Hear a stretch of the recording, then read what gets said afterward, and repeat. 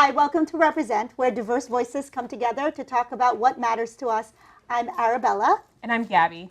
And today we're talking about post-prison prosperity.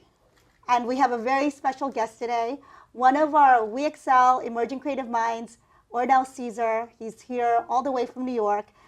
And, you know, we figured this is a very important issue because there's 2.1 million prisoners in the United States right now. Wow. And in the system, and you were part of that system.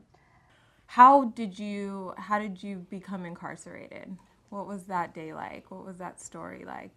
How does it go?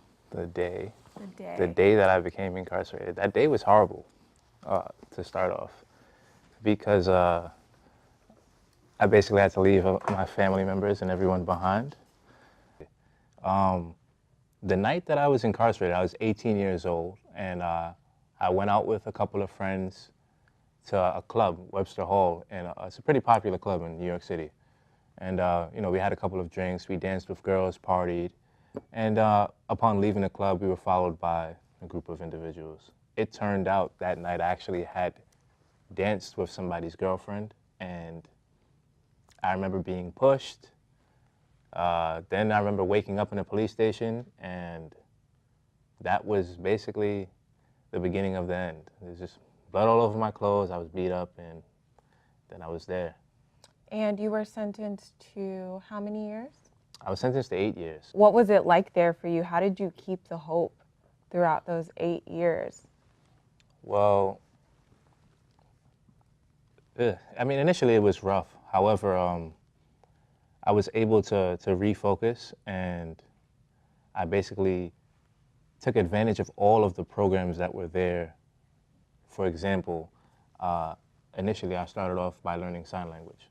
It was a sign language program that offered you the ability to learn sign language as a vocation and then become an interpreter. So I did sign language, I learned it, I learned ASL. I was an interpreter for about 2 years, and about a year into that process, I signed up for college. And that's the Barred Prison Initiative. While in college, there was this group of guys. These guys were there, and they would just code for hours on hours, and then they were like the... And these were other prisoners? Yeah. And I always wanted to get in, but that was like it's like a special clique that you had to get into. To do that. Initiation. Yeah, you had to get initiated. The nerd code. Exactly. Not so much, though. You guys make good money. Well, nerds make money. Nerds do make money, I suppose. But not in prison yet. No. Now you will. Yeah. So take us further into after you learned how to code and then you get out of prison. What did that feel like? What was that process of getting a job and using those skills that you learned in prison outside of it? Okay, well, I'll take one step back slightly, right? The way I was able to actually get a job was through networking, right? Just like any other regular college, you make connections, you meet professors, they give you recommendations, and so on and so forth. I actually made a connection to somebody, and his name is Andrew Cincini, and he's a professor at Bennington College. He was also a guest visitor for BPI. And he came in, and at that point in time, I happened to be working on an Angular project for Bard Public Health. And I was creating like a children's game, and like had like a database on the back end through Mongo and things like that, of that nature. And he saw what I was doing, and he was like, "Oh man, you really can code. I can't believe this." And when I was released, I told him I'm going to be in contact with you, because I don't know anybody. And You're going to give me a job. to say that, with less words, yes. And that's exactly what happened. And he helped me get a job. I think I was home for maybe 2 weeks or less before I started working. Like, I mean, you think about it, you spend so much time away. A lot of people, they think, okay, well, I'm going to relax, right? I'm like, no, I have like a lot of catching up to do. So, like, I need a job immediately. I need to make money right now. And you're 26, right? Yeah, you're only I'm 26. That's incredible. There's a lot of people who are not caught up to No, I'm 26 and I'm not caught up, so. I don't want to tell you how old I am. So that's a huge deal. That's a huge deal. And so what are you looking forward to now for the future, and how do you want your story to help other people?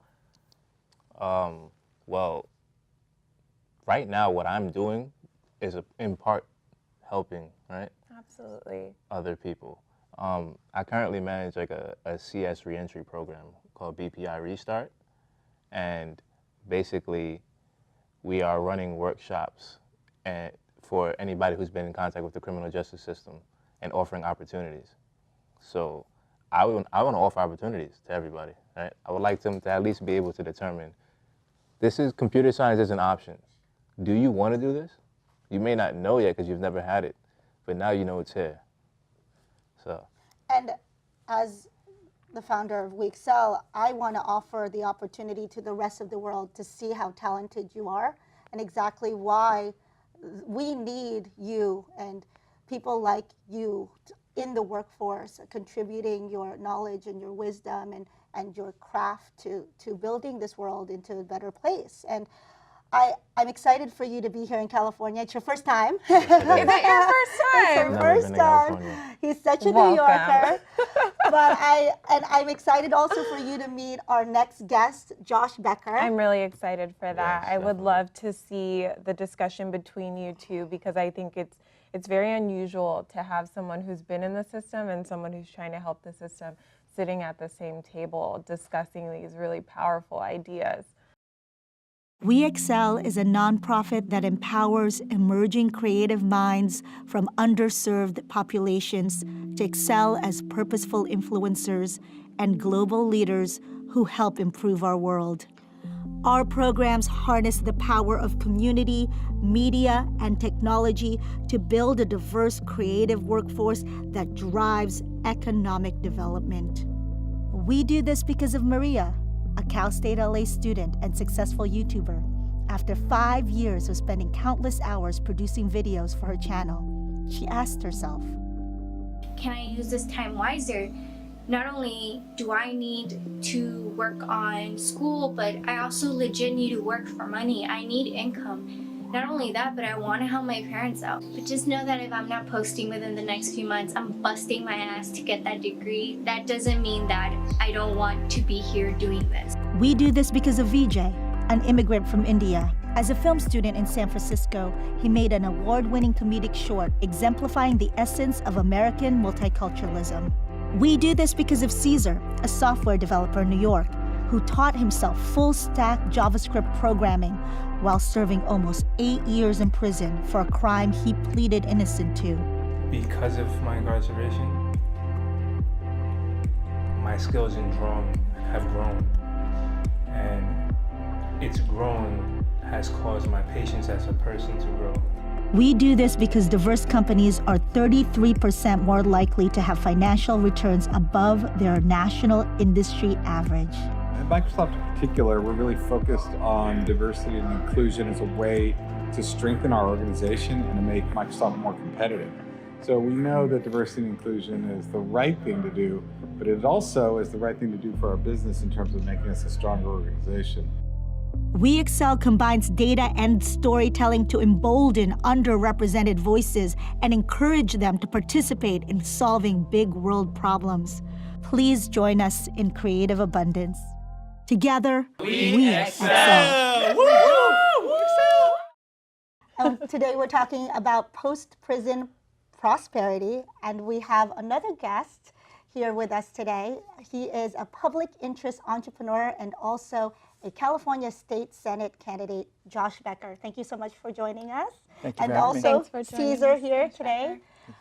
And Josh, you're running for State Senate, and the past few years, not only have you been running your own company, but you have also been working with a bunch of organizations in California on prison reform and recidivism. Can you tell us more about why that's important to you and why you're drawn to that work? Well, I think this is a critical issue for our state, and we need to get our priorities straight. And when I found out that we spending now $15 billion a year on prisons in California, and we went from 1/3 of the UC budget to now prisons spending bigger than UC, CSU, community college budget combined.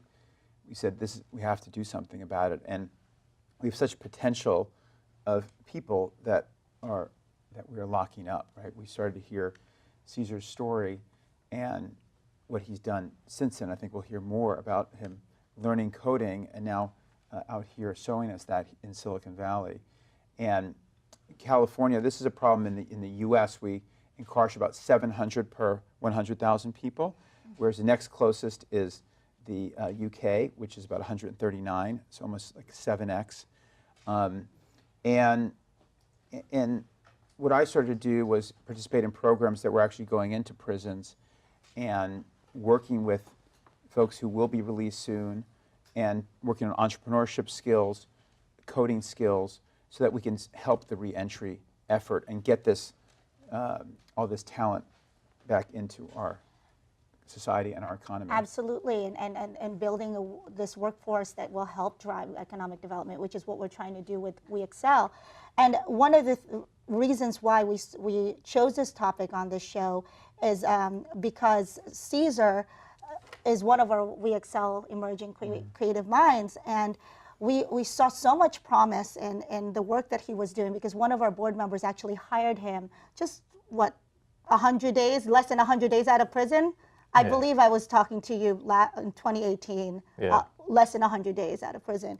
And I was just floored by his talent. And I work with a lot of engineers, and I said, wow, this guy is a genius, and people should see this. And so now he's here in California showing us what he can do. But I also was surprised when I started doing some research, and we started doing this research, that there was this bipartisan bill that Donald Trump signed in December 2018, and it's called the First Step Act. It's for federal prisoners, and it means formerly incarcerated re-enter society, transformed, safely transitioning every person act. It's a Long very, acronym. very, very, very long acronym. But I thought it was very interesting because Jared Kushner was the one who, kind of pushed it on Trump's side. Pence, Mike Lee, those are the Republicans supporting it. And then the Democrats were supporting it too. Cory Booker, Dick Durbin, John Lewis. And I just think it's super interesting that this is one issue that is bipartisan, maybe even nonpartisan. Yeah, and it's very alongside the work that you're doing and very much your story. So we wanted to know what you both thought about it. Well, I'll just say from my perspective, I think the First Step Act, it is a first step. There's so much more that we need to do, but it is an important first step, and the fact that it was bipartisan, as you mentioned, is really important. And Van Jones, who I've worked with for many years back when it was Ella Baker Center, was one of the leaders of this effort. He also has something called Cut 50, right, which is trying to cut the prison population by 50%. So we still have a long way to go for that, but one thing that was included in the First Step Act was $250 million for these innovative classes, like the one that Caesar participated in, like the Last Mile, which started here in California in San Quentin, teaching coding skills, and has had a number of graduates, I think close to 100, and zero recidivism so far from that program. So that is... Wow, that's excellent. Yeah. Because state recidivism rate is 76.6%.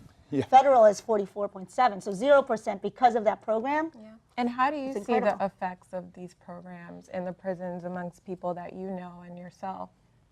Well, specifically the First Step Act, looking at the way that it's going to be affecting the earned credit time for prisoners is something specifically I think is very warranting of our attention, right? The fact that prisoners would be incentivized to have good behavior, and I think it would generally change the climate of prison itself, because generally it's a pretty dangerous area, right? People go into prison, you never know if they're going to make it home alive. However, the fact that there's going to be afforded opportunities to, okay, now I complete this program, I stay on good behavior, I get to possibly finish my prison sentence at somewhere either closer to home or a halfway home, which is not necessarily a prison, is I can't even imagine how these guys are feeling right now, knowing that this is something that's coming into place. Yeah, there's a lot of other programs too that me and Arabella researched. Smart Justice is one of them. And that was one that I was really interested in because it's ACLU backed. And it's a campaign for a lot of different factors in the prison system. So the bail system, which is a very interesting route for a lot of people because many prisoners, I think you know this, Caesar, a lot of people who aren't even convicted of a crime, if they can't make bail, they end up being incarcerated. Yeah. And that's a big part of it, right, Josh? Yeah. Yeah, absolutely. And there's the ACLU Smart Justice, and now there's a group called Smart Justice California that's been pushing for prison, criminal justice reforms. And one of those reforms was getting rid of cash bail in California. Wow, so which is amazing. We did that last year.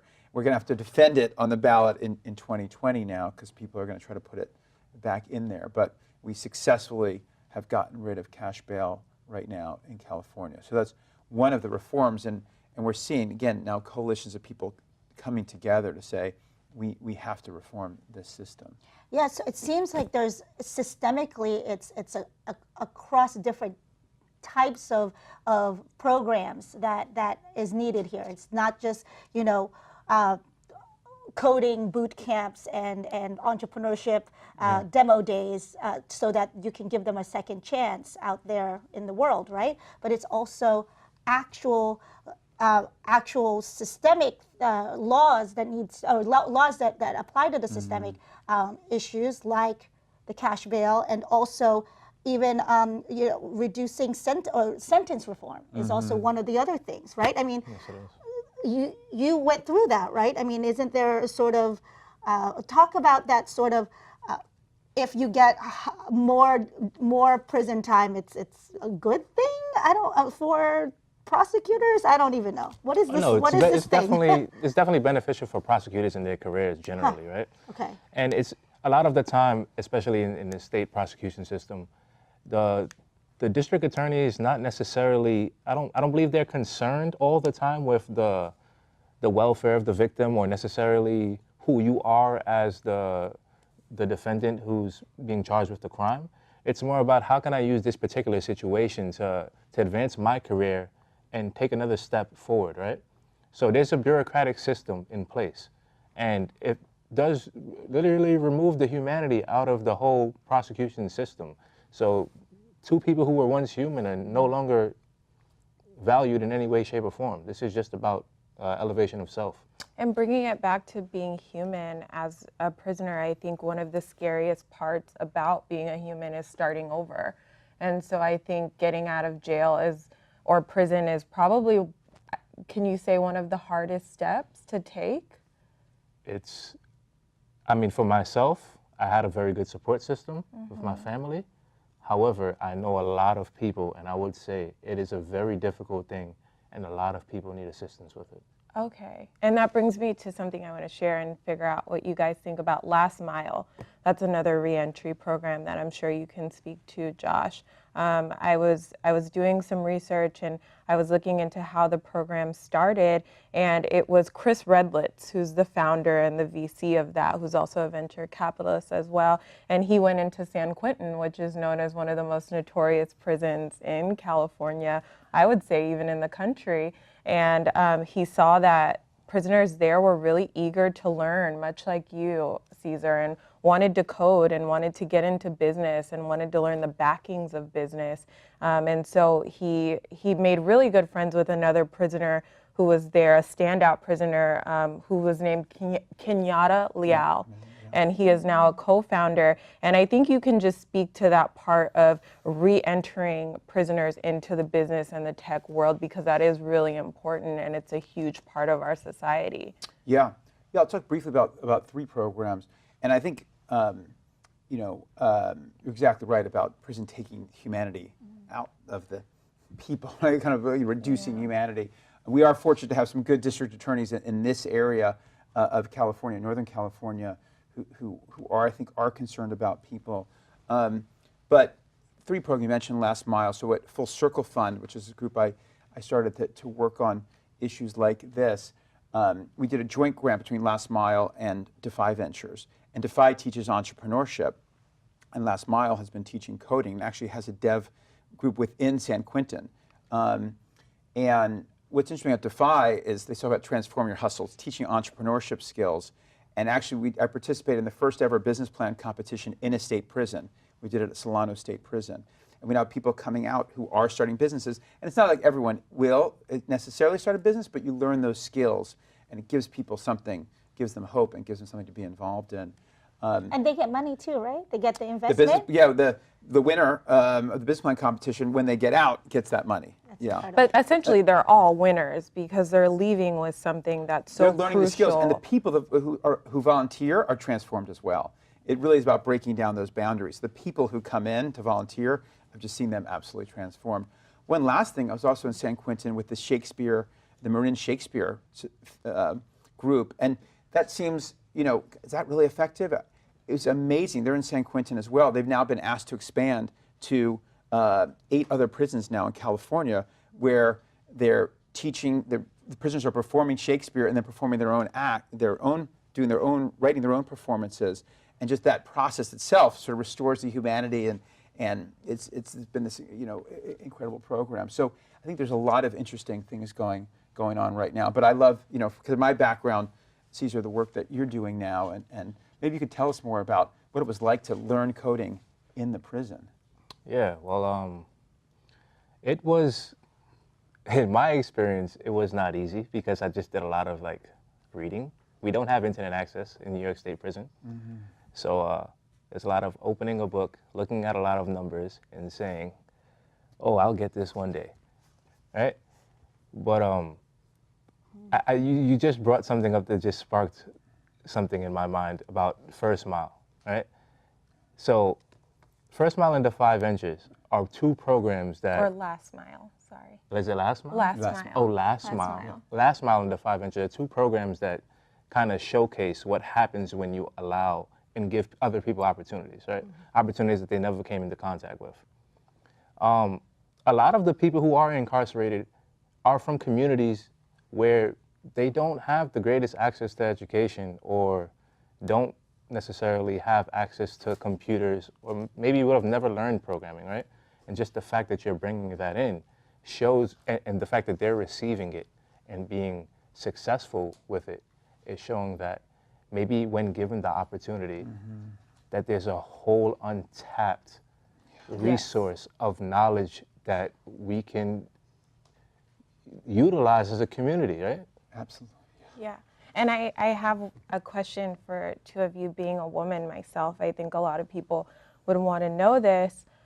Are women benefiting from these programs as much as men? Because the more research that I do, I see a lot of men involved, but I know there's a whole female population in prison. And so are they able to benefit from these programs, or is there another way to get to them and access them? Yeah, some of these programs are being tailored now for the female inmates as well. And I think that's where other reforms certainly are helpful, like you mentioned, getting closer to home, right? So women with families, the families don't have to travel as far. We need to reduce that, let's get them out sooner. But I think some of these reforms are addressing that as well. Okay, hopefully helping. Hopefully. How would you think that people who are watching this would be able to help with the work that you 2 are both doing in terms of, criminal justice reform? If it's just a regular person out there that never had maybe even the opportunity to meet you, Caesar, do you have any idea? One thing I would say, the beginning should be to understand, for one, that people who are incarcerated, for one, deserve a second chance, right? Everyone is deserving of another chance, right? The reason that they are incarcerated is not for punishment, but for, lack of a better term, correction, right? The idea of corrections is to correct. So if you bar them off from all opportunity upon re-entering society, what you're doing is actually restricting the possibility of us to actually be able to see what it is that they were able to, what new skills do they have that's in fruition, right? You're basically shutting off our complete access to this potential. And that's more of a hindrance than anything, because what that does is spark recidivism. That allows the floodgate, the vicious cycle, the perennial cycle to continue. So what we need to do is, the first step is acknowledge that they are deserving of a second chance. Well, he said it perfectly, so I have nothing to add other than, of course, my role, I have to say vote, right? Vote for candidates who are going to make criminal justice reform a priority. Wonderful. And I think it's been an incredible time talking about this with all of you, and I'm very grateful for that, and to tell our WeXL viewers about how we should approach this topic. So have an open mind, have an open heart. Let's welcome, the potential knowledge and workforce that we have in our prison.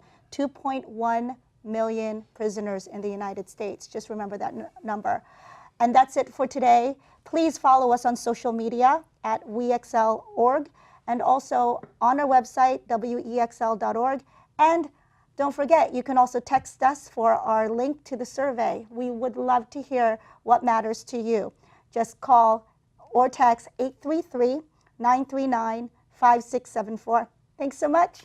Thanks for watching.